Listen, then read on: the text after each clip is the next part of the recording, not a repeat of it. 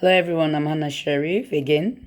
I'm here today with a heavy heart to speak to you about the current situation that is going on in Minneapolis with the death of George Floyd in the hands of that police officer. We know black male are dying in the hands of police officers. However, we need to recognize as well that there are good police officers out there, you know. But we just need to start talking about issues like this in our community, because just because it did not hit home doesn't mean it will not happen to us. Because I remember watching this video, and I just remember my son coming home one day from work, and you can tell he was disturbed. So I asked him what was going on. He goes, "You don't even know what happened to me today."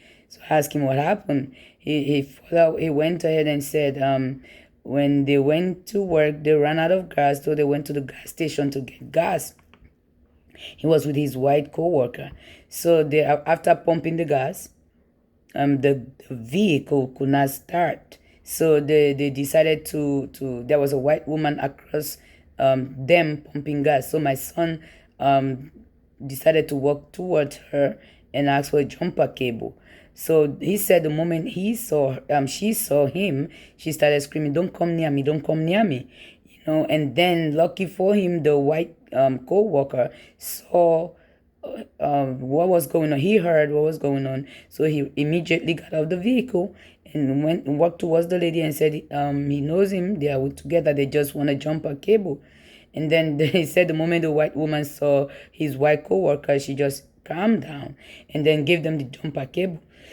So I'm sitting there and I was watching this video thinking, what would have happened to my son that day had his white co-worker not been with him? What would have that lady done? Would she have called the cops? What if she had called the cops on him? So this is the reason why I felt necessary for us to just talk about this. And as Africans, sometimes we work so hard. We are working every day, going to work, and then working 2, 3 jobs. In the midst of that, our children are being neglected, not because we want to neglect them, but because we have work to do. As parents, we really have to work. As Africans, we work really hard, but at the same time, we should be able to train our children. We should be able to sit and talk with them, as it says in Proverbs 1, verse 8 and 9.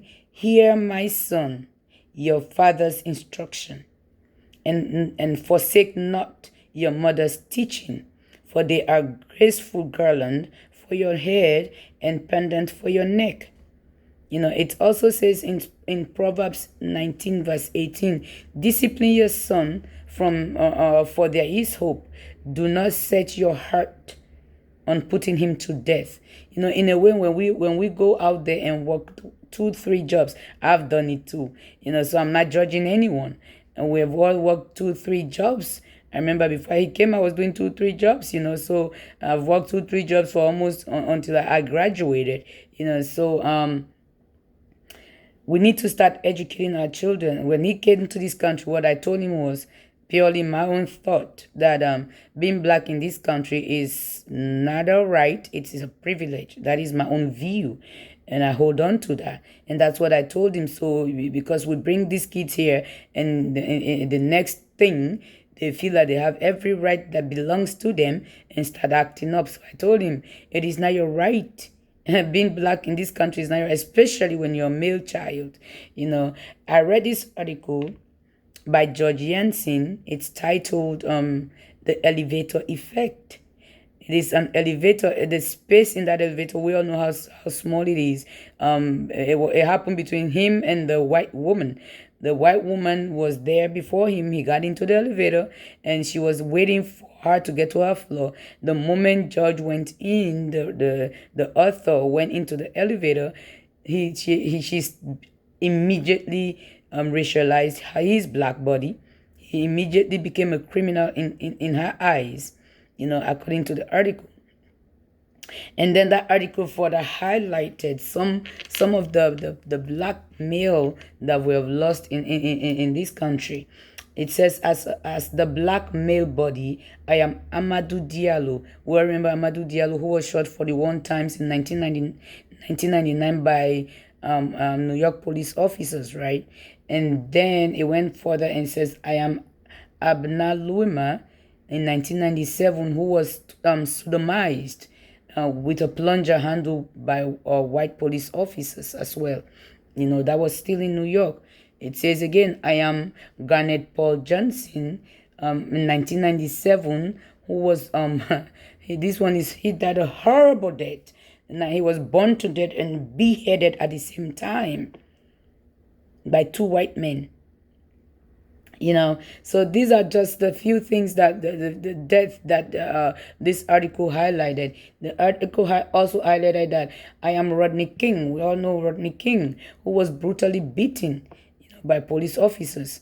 And those are some of the things. And we saw in 2014 Michael Brown case where he was also shot to death.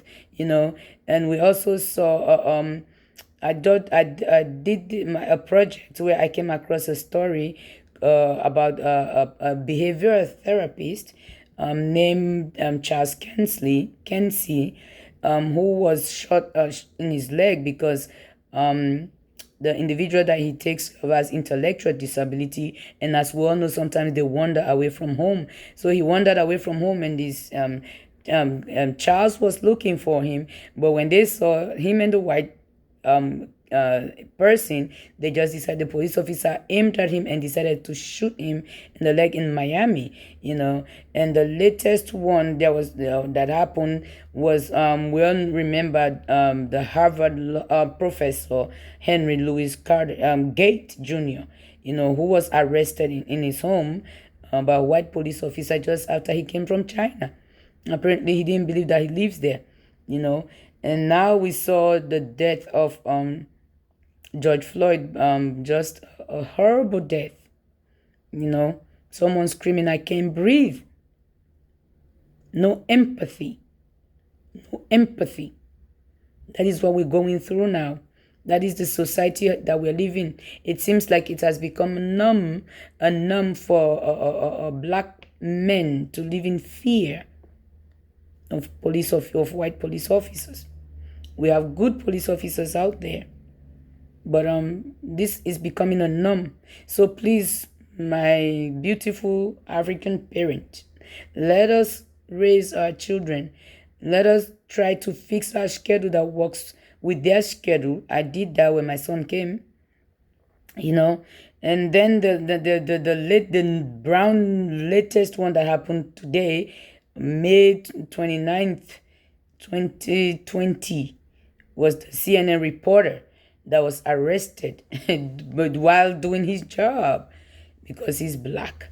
I've been watching videos, a lot of videos of black men, being arrested. As we saw in Dr. Gates' incident, he was well educated. George Yancey, the author of The Elevator Effect, was well educated. He was a professor as well, and he was well dressed as well. So the myth that the way you are presented, the way you are dressed, speaks volume did not work for George Yancey, because that woman just racialized his black body like that. So racial disparity is real, racism is real, discrimination is there. So we need to start educating our young men, our men, period, regardless of their education. Your education is not going to save you in this country. The way you are dressed is not a requirement. As long as you are black, you're a black man, an African American man, you're going to be subject to racial disparity. So this is why I say our fathers out there, please let us educate even the mothers. I'm a single mother and I'm raising my son, and I've educated him enough to let him know that as soon as you get off work, please come home. It is not, even when he's not home, most of the time I sit there and wait for him to see when he's coming home. So we need to really pay attention, because all this work we are doing, taking this money to build houses in Africa, and then by the time you retire to go back home, somebody's dead. We keep hearing all these stories. So please, parents, let us pay attention to our kids. Let us be there for them. Let us teach them that there is discrimination, there's racism going on. Now that this incident is happening, just because it has not hit home yet, doesn't mean it's not gonna happen. The fact that we are black in this country, we're already exposed to such racial disparities. So let us just try to educate and talk to our kids. Be your kids' friends. Be their friends. I'm gonna do a lengthier video on our children, like I said the last time, but I just felt like I need to speak today, and let's just start talking to our children. Let them know that we are there for them. I'll stop here today for now, and then when you watch these videos, please don't forget to subscribe. And there is a bell icon that you can hit as well, that will notify you whenever I upload another video. So please watch, share, and subscribe, because some of these messages that we bring to the public space, it is necessary for people to hear it. So please watch, share, and subscribe, and hit the bell icon on the top of the video, and it will notify you whenever I upload another video. Thank you, everyone, for watching, and I pray that our children are safe. I pray that the good Lord Almighty protect and guide each and every black man out there, and black women as well. But it is more of our black men.